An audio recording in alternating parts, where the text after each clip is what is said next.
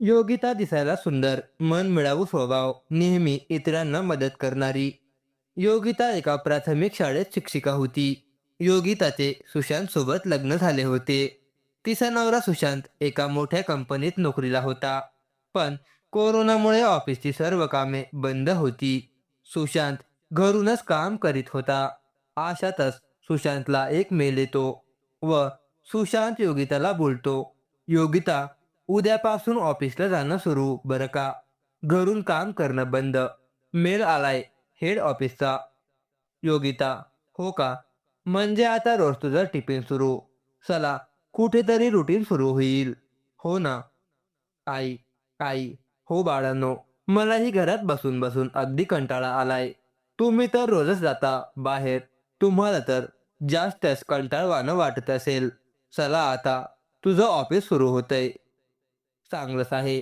पण सांभाळून जात येत जा रे बाबा. कोरोनाची भीती सर्वत्र आहेच रे. त्यात तू जाणार कसा? म्हणजे तुझ्या बाईकने की कंपनीच्या बसने? सुशांत, बसने नाही जाणार सध्या. बाईकनेच जाईन. बघू 1-2 दिवस. मग बसने जाईन. बसने कोण कोण राहतं ते पण बघावं लागेल. योगिता, उद्या थोडं लवकर निघावं लागेल बरं का. नेहमीपेक्षा 4 महिन्यानंतर जातोय ऑफिसला. थोडं लवकर गेलेलं बरं, नाही का? योगिता, बरं. उद्या तुझं टिफिन, तुझा नाश्ता 8:30लाच तयार ठेवते. मग तर झालं. त्याला हसत हसतच बोलते. आई, अगं, एवढ्या लवकर काय करायचं आहे? 9 पर्यंत ठीक आहे. तोही निघेल 9:15 पर्यंत. अर्ध्या तासाचा तर रस्ता आहे. पोहोचून जाईल वेळेवर. योगिता, तू पण कधी खूप जास्त लाड करतेस त्याचे. त्याच्या प्रत्येक होला हो करण्याची गरज नाहीये, बरं का. योगिताला थोडं दटावत बोलतात. सुशांत, वा, तू पण ना आई, कमाल आहेस. तू नक्की माझी आई आहेस की तिची? हाच प्रश्न पडतो मला हल्ली रोज. जेव्हा बघावं तेव्हा तिचीच बाजू घेत असतेस. आईच्या बाजूला बसत बोलतो. योगिता, आई, जळाल्याचा वास येतोय का? हो. कुणाचं तरी मन जरा जास्त जळतंय, नाही का? सुशांतला चिडवत बोलते. आई, हो गं, फारच वास येतोय जळाल्याचा. काय करणार? आपलेच दात आणि आपलेच होठ ना. त्याला व तिला जवळ घेत बोलतात. सुशांत, चला, महिला मंडळ, जेवून घेऊया ना. उद्या सकाळी लवकर उठून आवरून निघायचं आहे. ते पण वेळेवर. सवय मोडली ना आता ह्या 4 महिन्यात प्रवासाची. आई, हो रे, ते आहेच. बरं, चला आता जेवून घेऊ. दुसऱ्या दिवशी सकाळी योगिता लवकर उठून त्याचा टिफिन नाश्ता सर्व तयार करते. त्याला उठवते. त्याची सगळी तयारी करून देते. त्याचा रुमाल, लॅपटॉप, फोन, गाडीची चावी सगळं तयार ठेवते. तोही उठून आवरायला हॉलमध्ये येतो. 8 वाजलेले असतात. आई, अरे वा, झाली का वाटतं स्वारी तयार लढाईला, निघायला. हे आईचे ठरलेले वाक्य होते. तो ऑफिसला निघाला की असंच म्हणायच्या. सुशांत, हो. मग एवढ्या महिन्यांनी निघतोय घराच्या बाहेर. खूप बरं वाटतंय आज. योगिता, चहा दे ना गं. योगिता, हो आले रे. तिघे पण चहा नाश्ता करतात. सुशांत कामावर जायला निघतो. सुशांत, आई, चल मी निघतो. दुपारी लंच टाईममध्ये फोन करेन तुला. आई, मला सांगतोस की योगिताला? ठीक आहे, सांभाळून जा आणि सांभाळून ये. पाऊस आहे, तेव्हा जरा काळजी घे रस्त्यावर. तेवढंच. सुशांत निघून जातो. तसं आई त्यांच्या खोलीत निघून जातात.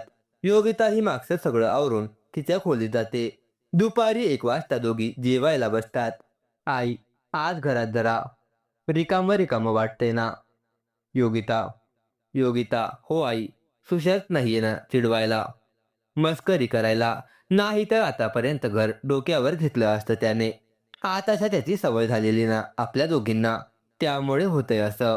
आई, हो गं. तू म्हणतेस ते पण खरंच आहे. त्याची रोजची सोबत असण्याची सवय झाली होती ना. त्याचा फोन आलेला का तुला काही? योगिता, नाही ना हो आई. त्याच्याच फोनची तर वाट बघते. झाला असेल आता लंच टाईम. येईल आता त्याचा फोन. तेवढ्यात आईचा फोन वाजतो. आई फोन घेतात. बोला, व्यवस्थित पोहोचलात ना ऑफिसला? सुशांत, हो. मग पाऊस होता थोडा, पण वेळेत पोहोचलो. तुम्ही दोघी काय करताय? आई, बरं झालं, वेळेत पोहोचला असते. आम्ही जेवायला बसलोय. योगिता, केव्हाची तुझ्या फोनची वाट बघत होती. तिला फोन कर आणि तिच्याशी बोलून घे. मी ठेवते फोन. बोलून फोन कट करतात. योगिताचा फोन वाजतो. तसं ती फोन घेते आणि त्याच्याशी बोलणं करून जेवते. दोघींचं जेवण आटपून योगिता सर्व आवरून ठेवते. आई किती वाजेपर्यंत येतो म्हणाला ग तो. योगिता 6 वाजेपर्यंत येतो म्हणाला आहे. पण संध्याकाळी ट्रॉफिक असेल तर थोडा जास्त वेळ लागेल म्हणाला. पाऊसही आहेच त्यात. आई बरं, मी आता पडते थोडा वेळ. तुम्ही थोडा आराम कर. तुझं झालं का शाळेचं ऑनलाईन शिकवून की आता आहे दुपारी? योगिता हो. तुम्ही करा आराम. मला पण आज आराम आहे. आज सकाळी 1 तास झाली माझी शाळा. दोघेही आपापल्या खोलीत निघून जातात. घड्याळाचा 4चा टोल वाजला तसं आई हॉलमध्ये येतात आणि योगिताला आवाज देतात. योगिता स्वयंपाकघरातूनच होकार देते आणि सांगते, आई तुम्ही बसा तिथेच. मी चहा घेऊन आलेस. आई अगं काय तुला एवढी घाई चहाची? मी केला असताना चहा. योगिता घाई नाही हो आई. वेळ झालीच आहे ना चहाची. चहाचे कप ट्रेमध्ये घेऊन येत बोलते. आई बस एक विचारू. खरं खुरं उत्तर देशील ना? योगिता आई हे काय? मी कधी खोटं बोलते का तुमच्याशी? आई अगं तू कधीच खोटं बोलत नाहीस. माहीत आहे मला. बरं हे जाऊ दे. मला सांग आज तुला करमत नाहीये ना घरात? सुशांत नाहीये तर? योगिता नाही तसं काही नाही. थोडं अडखळत बोलते. आई मग कसं ते सांगशील मला? जेवण झाल्यापासून बघते आहे. दर 15 मिनिटांनी दाराजवळ जाऊन परत येतेस. ते कशासाठी? अगं एखाद्या वेळेस गाडीवर असेल म्हणून नसेल घेत फोन. नको लगेच एवढं घाबरून जाऊ. येतेच असेल तू घरी. आई तिला समजावत बोलतात. असंच असेल कदाचित. योगिता म्हणते, काय घरातलं थोडं सामान संपलंय. तर मी जाऊन घेऊन येऊ का? इथे कोपऱ्यावरच्या दुकानातच जाऊन येते. आई ठीक आहे. जाऊन ये. पण छत्री असू दे सोबत. पावसाची लक्षणं दिसतायत. खिडकीतून बाहेर बघत बोलतात. योगिता बरं आई. मी छत्री घेऊन जाते. आलेच पटकन जाऊन. ती तिच्या खोलीत जाते व छत्री घेऊन येते. पिशवी घेते आणि बाहेर निघून जाते. ती गेल्यावर आई परत एकदा सुशांतला फोन लावतात. त्याचा फोन लागतो. सुशांत हॅलो आई. आता निघालो आहे. गाडीच काढत होतो. येतो घरी अर्ध्या तासात. आई ठीक आहे. सावकाश ये. पाऊस आहे बाहेर. सुशांत हो ग आई. घेईन मी काळजी. चल ठेवतो मी आता. नाहीतर घरी यायला उशीर होईल आणि मग तू ओरडशील. हसत हसत बोलतो आणि फोन कट करतो. अर्धा तास असाच जातो. योगिता घरी येते. ती थोडीशी भिजूनच. आई काय ग छत्री नेली होतीस ना? मग भिजलीस कशी काय? योगिता वारा खूप आहे बाहेर. छत्रीचा काही उपयोगच नाही. मुळी तिचे कपडे झटकत बोलते. आई जा पटकन कपडे बदलून घे. नाही तर सर्दी व्हायची परत. योगिता हो. म्हणजे ते आताशा ते त्याची सवय एवढं बोलून थांबते आणि तिच्या डोळ्यातून जलधारा वाहू लागतात. आई तिच्याजवळ जाऊन बसतात. तसं ती त्यांना मिठी मारून रडू लागते. आई हळूवार तिच्या पाठीवरून हात फिरवत असतात. थोड्या वेळाने ती शांत होते. योगिता आज 4 महिन्यानंतर तो लांब गेलाय ना. घरात असताना तो कामात असताना माझ्याशी बोलला तरी जरी नाही तरी डोळ्यांसमोर असायचा सतत. असं म्हणते आणि परत आईच्या कुशीत शिरते. आई खरंच वेडू आहेस तू. सुशांत म्हणतो तसं. हे जे काही होतंय ना तुला, ही तुझं प्रेम आहे त्याच्या बाबतीतलं.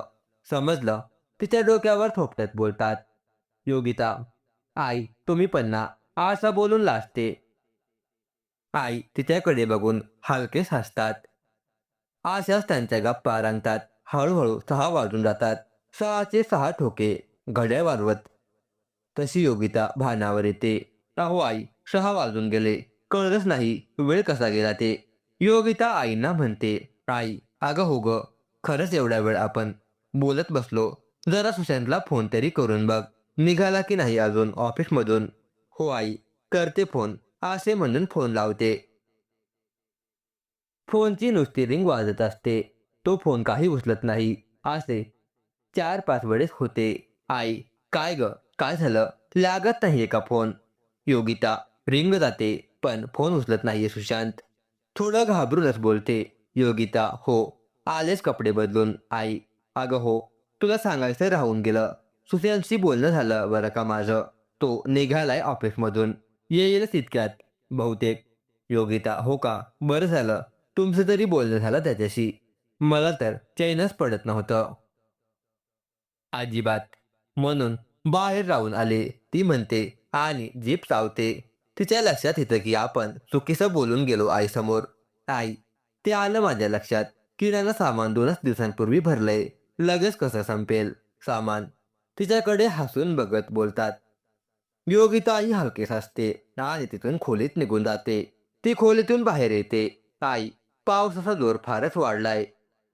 चांगलाच कोसळतोय पाऊस. आई, हो ग. म्हणूनच तर सुशांतची जास्त काळजी वाटते आहे. जवळजवळ पाऊण तास होऊन गेला. त्याचा फोन येऊन अजून ह्याचा पत्ता नाही. थोडं काळजीच्या सुरात बोलतात. योगिता, पावसामुळे ट्रॅफिक जाम झालं असेल. त्यामुळे कदाचित वेळ लागत असेल, असं म्हणते आई. असेल असंच. आईशी बोलणं करून योगिता स्वयंपाकघरात निघून जाते. आई भाजी निवडत तिथेच बसतात. तिचा सगळा स्वयंपाक होतो. आईची भाजी निवडून होते. योगिता निवडलेली भाजी आवरून फ्रीजमध्ये नेऊन ठेवते. घड्याळात 8 वाजल्याचे 8 ठोके पडतात. आई, अगं योगिता, 8 वाजून गेले. सुशांत कसा आला नाही अजून? योगिता, मीही तोच विचार करते आहे, की याला एवढा वेळ कसा काय लागला? जेमतेम अर्ध्या तासाचा रस्ता आहे. ऑफिस ते घर. कुठे पावसात अडकला की काय कुणास ठाऊक. फोन लावून बघते जरा. आई, फोन करून करून मी दमली आता. अर्धा तास झाला. सारखा फोन लावते त्याचा. पण नुसतीच रिंग होते. नाहीतर नॉट रिचेबल येतोय. योगिता, मग आता काय करायचं? आई थोडीशी घाबरतच विचारते. बाहेर पावसाने नुसते थैमान घातलेले असते. सोसाट्याचा वारा आणि त्यासोबत विजांचा कडकडाटही चालू असतो. योगिता खूप जास्त बेचैन झालेली असते. तिला अक्षरश घाम फुटलेला असतो. आईची ही अवस्था तशीच झालेली असते. पण योगिता जास्त घाबरू नये म्हणून त्या तिला म्हणतात. टीव्ही चालू करून बघू. बातम्यांना काय दाखवत आहेत बघू. कुठे पाणी वगैरे साचलंय का? तशी योगिता टीव्ही चालू करते तर नेमके घरातली लाईट जातात. पण घरात इन्व्हर्टर असल्यामुळे त्यांना काही त्रास होत नाही. टीव्ही चालू करून योगिता आणि आई दोघीही बातम्या बघत असतात. बातम्यांमध्ये ठिकठिकाणी साठलेले पाणी दाखवत असतात. त्या सगळं बघतच असतात. तेवढ्यात बातम्यांमध्ये सुशांतच्या ऑफिसच्या रस्त्याचे दृश्य दाखवतात. त्यात रस्त्यावर अक्षरश माणसांच्या छातीपर्यंत येईल एवढे पाणी असते. लोक त्या पाण्यातून दोरीला पकडून एनडीआरएफच्या जवानांनी केलेली सोय साधत असतात. ते दृश्य बघून योगिता जास्तच घाबरून जाते आणि आईच्या गळ्यात पडून रडायला लागते. आई, योगिता शांत हो बाळ. काही होत नाही तुझ्या सुशांतला. बघ जरा समोर टीव्ही मध्ये सुशांत दिसतोय ते चालताना. डोळे पुस आणि बघ जरा. तिच्या पाठीवरून हात फिरवत बोलतात. तसं ती झटकन मान वळवून बघते तर खरंच सुशांत पूर्ण भिजलेल्या अवस्थेत त्या दोरीला पकडून चालत असतो. त्याला असं बघून तिला खूप आनंद होतो. पण तो आनंद जास्त वेळ टिकत नाही. कारण बातमीमध्ये सांगतात की ही दृश्य 1 तासापूर्वीची आहेत. म्हणून हे ऐकून दोघेही फारच घाबरतात. 1 तासापूर्वी अशी अवस्था होती रस्त्यावर, तर आता काय असेल? दोघेही एकाच वेळेस बोलतात. योगिता थोडा वेळ शांत असते, विचार करते आणि आईला म्हणते, आई, मला आता धीर नाही धरवत आहे.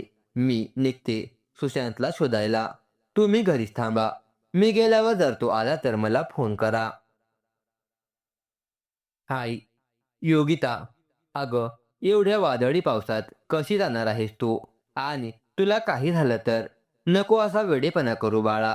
येईल सुशांत घरी. नको काळजी करू एवढी. तिला समजावत बोलतात. पण योगिता तिच्या निर्धारावर ठाम असते. आई, माझी नका काळजी करू. मी व्यवस्थित जाईन आणि सुशांतला घेऊन येईन. आईनं सांगते आणि तिच्या खोलीत जाते. खोलीतून बाहेर येते. तिच्याजवळ एक मोठी दोरी, एक काठी, एक रेनकोट एवढे सामान असते. ती आईच्या पाया पडते व घरातून निघते. आज जणू तिच्या प्रेमाची आणि धीराची परीक्षा विधाता घेत असतो. ती गुडघाभर पाण्यातून चालत असते. सुशांतच्या ऑफिसचा रस्ता तिला माहीत असतो. त्यामुळे ती बरोबर जात असते. एका हातात टॉर्च आणि एका हातात इतर सामान घेऊन ती पावसात चालत असते. रस्त्यावर खूपच पाणी असल्याने आणि वर पाऊस पण चालू असल्याने रस्त्यावरच्या खड्ड्यांचा अंदाजच लागत नसतो. त्यामुळे चालता चालता योगिता 2-3 ठिकाणी पडते. पाण्यात पडल्यामुळे तिच्या नाकातोंडात पाणी जातं. आजूबाजूला घट्ट अंधार. पाण्यात पडल्याने हातातली टॉर्च पण थोडी दूर फेकली जाते. तरीही ती पुन्हा उठून चालू लागते. सर्व विखुरलेलं सामान जमा करते आणि पुढे चालायला सुरुवात करते. थोडं अंतर पुढे गेल्यावर तिला रस्त्याच्या कडेला माणसं असल्यासारखं वाटतं. तशी ती त्या दिशेने जाते. तिथे गेल्यावर बघते तर त्या माणसांची काहीच हालचाल होत नसते. ती थोडी घाबरते. मागे सरकते, पण परत थोडी हिंमत करून टॉर्च पूर्ण त्या माणसांच्या चेहऱ्यावर मारते. एकदम आलेल्या प्रकाशाने त्या 2 माणसांमधला एक माणूस थोडीशी हालचाल करतो. तशी योगिता त्याचा चेहरा न्याहाळून बघते तर तो सुशांत सोबत काम करणारा त्याचा मित्र असतो. योगिता, समीर, मी योगिता. सुशांत कुठे आहे? त्याला आवाज देत विचारते. समीर, योगिता, तू इथे कशी? एवढ्या पावसात बाहेर कुठे चालली आहेस? तो अगदी थकलेल्या आवाजात बोलतो. योगिता, अरे, सुशांत घरी आला नाही म्हणून त्याला बघायला निघाले. तो कुठे आहे? समीर, सुशांत तिकडे पाण्यात अडकला होता, पण निघाला त्यातून बाहेर. त्यानेच माझा जीव वाचवला आहे. म्हणून तर मी इकडे घराकडे येत होतो. निरोप द्यायला की तो सुखरूप आहे, पण त्याला घरी यायला उशीर होईल. योगी तसा आधार घेत उभा राहतो. योगी तर त्याला का उशीर होईल? समीर, अगं, तिकडे खूप लोक अडकलेत पुढे. 15 मिनिटाच्या अंतरावर तिथे मदत कार्य सुरू आहे. तिथे थांबलाय तो. योगिता, असं आहे होय. बरं मग एक मदत करशील का माझी? समीर, हे काय विचारणं झालं का योगिता? एवढे वर्ष आपण ओळखतो एकमेकांना. 11वी पासून तर डिग्री पूर्ण होईपर्यंत एकत्र शिकलेले असतात. बोल, काय करू? योगिता, अरे, घरी आईंना एकटीला सोडून आले. त्यांच्यासोबत घरी थांबशील का? मी सुशांतला घेऊन येते. समीर, अगं, वेडी झाली आहेस का? ह्या अशा परिस्थितीत तू कुठे निघालीस? मी जातो आणि तुझ्या सुशांतला घरी आणून सोडतो. हा शब्द आहे माझा. तू आता इथून घरी जा. आईकडे कळते का तुला बोललेलं? योगिता, हे बघ समीर, तू ऑलरेडी दमलेला आहेस. पावसात भिजलेला आहेस. असाच राहिलास तर आजारी पडशील. ह्यापेक्षा तू घरी जा, कपडे बदल आणि हो, मी जेवण बनवून ठेवलं आहे तर तू आणि आई जेवून घ्या. प्लीज, आईसाठी घरी जा. प्लीज, ऐक रे माझं. योगिता विनवणीच्या स्वरात बोलते. तू म्हणतेस ते पण खरं आहे. पावसात भिजल्याने आणि पोटात काहीच नसल्याने जास्तच दमल्यासारखं झालंय. बरं ठीक आहे. मी जातो आईकडे. पण तिला सगळं खरं-खुरं सांगू की फक्त एवढंच सांगू की तू सुशांत सोबत आहेस म्हणून? योगिता, आईनं सगळं खरं आता नको सांगायला. त्या आम्ही घरी येईपर्यंत झोपणार नाहीत आणि तब्येत बिघडवून घेतील. त्यापेक्षा तू असंच सांग की आम्ही दोघं सोबत आहोत आणि थोड्या वेळाने घरी येतो म्हणून. समीर, ठीक आहे. चल, मी जातो मग घरी. तू पुढे जरा सांभाळून जा. खूपच जास्त पाणी आहे तिकडे. तुझा फोन व्यवस्थित चालू आहे ना? म्हणजे आईने जर तुमच्याशी बोलायचं म्हटलं तर उगीच अडचण नको व्हायला. योगिता, हो रे, माझा फोन व्यवस्थित चालू आहे. चल, भेटू नंतर. त्याच्याशी हात मिळवते आणि पुढे जायला निघते. हळू पाण्यातून सांभाळत चालत असते. ती जे गुडघाभर पाण्यातून चालत असते ते आता कमरे एवढं झालेलं असतं. आता तिला चालताना थोडा जास्त त्रास होत असतो. पण योगिता आहे ती. तिला तिच्या सुशांतला बघायचे असते, भेटायचे असते. हार कशी मानेल? योगिता तशीच पुढे पुढे जात असते. रस्त्यावरचा कचरा त्या पाण्यात तरंगत असतो. त्यामुळे तिला चालताना किळस वाटत असते. पण सगळ्या अडीअडचणींकडे दुर्लक्ष करत ती पुढे पुढे चालत असते. थोडं पुढं आल्यावर तिला रस्त्यावर मोठमोठी दोरी बांधलेली दिसते. त्या दोरीने धरून धरून बरीच लोक चालत असतात. असंच तीही दोरी धरून चालू लागते. कारण पाण्याला ओढ एवढी होती की त्या पाण्यात बाईक, रिक्षा, लोकांचे कपडे वाहत होते. पण एक झालं होतं की गेल्या 15 मिनिटात पावसाचा जोर थोडा कमी झाला होता. त्यामुळे तिथे मदत कार्य जरा जोरात सुरू झालं होतं. ती काही पावलं पुढे गेलीच असेल, तर तिला तिथे पाण्यात एक कपड्यात गुंडाळलेलं बाळ वाहत येताना दिसलं. एव्हाना रस्त्यावरचे लाईट आलेली असतात. त्या बाळाकडे ती थोडी जोरात जायचा प्रयत्न करते. पण पाण्याच्या प्रवाहापुढे तिला तसं करता येत नाही. तिचं पूर्ण लक्ष त्या बाळाकडे असतं. ती आपल्या हातातली छत्रीची दांडी जोरात अडकवते आणि दुसऱ्या हातातील टॉर्च पण छत्रीच्या हातात पकडते. पण ते शक्य होत नव्हतं. तिला ती शेवटी टॉर्च सोडून देते आणि दुसरा हात पुढे सरसावत ती त्या बाळाला पकडते. त्याला त्या प्लास्टिकच्या भांड्यातून हातात घेते. पण पाण्याच्या प्रवाहात तिला असं एका हातात बाळ, दुसऱ्या हातात छत्रीने दोर पकडलेला उभं राहता येत नव्हतं. ती शेवटी थोडं धाडस करते. दोर सोडून देते व रस्त्याच्या कडेला जायला लागते. तेवढ्यात तिथे एक एन-डी-आर-एफच्या टीमचा जवान येतो आणि तिला आधार देतो. त्याच्या सहाय्याने ती रस्त्याच्या कडेला येते. ती ते बाळ त्या जवानाकडे देते आणि म्हणते की मला पुढे जायचं आहे. तुम्ही ह्या बाळाला त्याच्या कुटुंबापर्यंत पोहोच करा. जवान: म्हणजे हे बाळ तुमचं नाही? मग तरी तुम्ही एवढा धोका पत्करला. मानलं पाहिजे तुम्हाला मॅडम. बाळाला तिच्या हातातून घेत जवान म्हणतो. ती त्याच्याशी फक्त हसते आणि पुढे निघते. आता पाऊस पूर्ण थांबलेला असतो. त्यामुळे रस्त्यावरच्या पाण्याचे प्रमाण पण थोडं कमी झालेले असते. अगदी छातीपर्यंत येणारं पाणी आता कमरेच्या खाली येऊ लागलं होतं. योगिताला आता डोळ्यासमोर फक्त सुशांत आणि सुशांतच दिसत होता. तिला आता चालताना जास्त त्रास होत नव्हता आणि स्ट्रीट लाईट चालू झाल्यामुळे बऱ्यापैकी उजेडही झाला होता. चालता चालता तिला थोड्या अंतरावर सुशांत उभा दिसतो. पूर्ण भिजलेला, दमलेला, तरीही तिथल्या वस्तीतल्या लोकांना खाण्याचे पॅकेट वाटताना दिसतो. तिचा चालण्याचा वेग आपोआपच वाढतो आणि तिच्या नकळत ती त्याला हाक मारते. पण आजूबाजूला बराच गोंधळ चालू असतो. कोणी आपल्याला, आपल्या माणसांना, तर कोणी आपल्या वस्तू शोधत असतात. पण एवढ्या गोंधळातही जणू तिचा आवाज त्याच्या कानांपर्यंत जातो. तोही वळून तिच्याकडे बघतो आणि तिला जोरात आवाज देतो. त्याचा आवाज ऐकून ती तिचा हात उंच करून हलवते आणि तिला एवढा आनंद होतो की तो कोणी सांगू शकत नाही. ती जवळजवळ धावत त्याच्या जवळ जाते आणि त्याला अगदी घट्ट मिठी मारते. जणू काही ती दोघे खूप वर्षानंतर भेटत होते. तोही तिला तसाच मिठीत घेऊन उभा राहतो. थोड्या वेळाने दोघेजण भानावर येतात. सुशांत तिला विचारतो, तू कशी काय आलीस इथपर्यंत एवढ्या पाण्यातून? समीर भेटला नाही का तुला? योगिता: ते सगळं जाऊ दे. तू कसा आहेस ते सांग. एवढ्या पावसात कशाला इथे थांबला होतास रे? तुला आमच्या दोघींची पण काळजी नाही वाटली का? सुशांत: तुमची काळजी कशाला करू मी? त्याच्यासाठी तू आहेस ना माझी झाशीची राणी. तो परत तिला मिठीत घेतो. योगिता: हो, म्हणजे झाशीची राणी. बातम्यांमध्येही पाण्याची दृश्य बघून काय अवस्था झाली होती ती आमची आम्हालाच माहीत.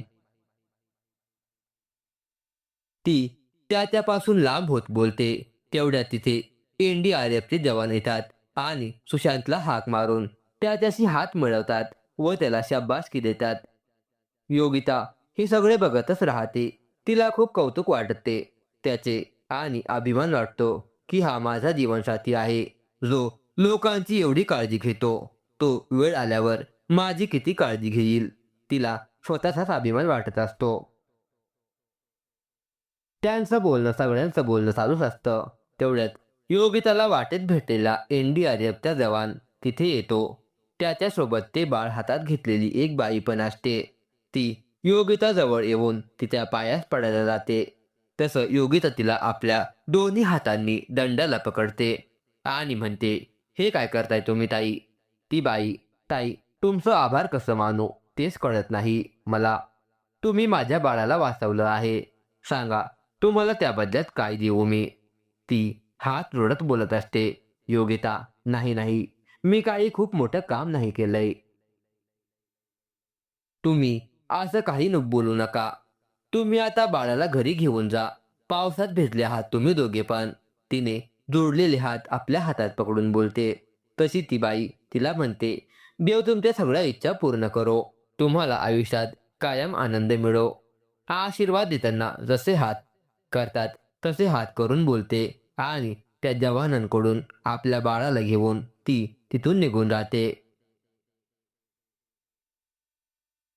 हा सगळा प्रकार सुशांत तिथे उभा राहून बघत असतो आणि मनात म्हणतो, "खरंच माझी जशीची राणी आहे ही.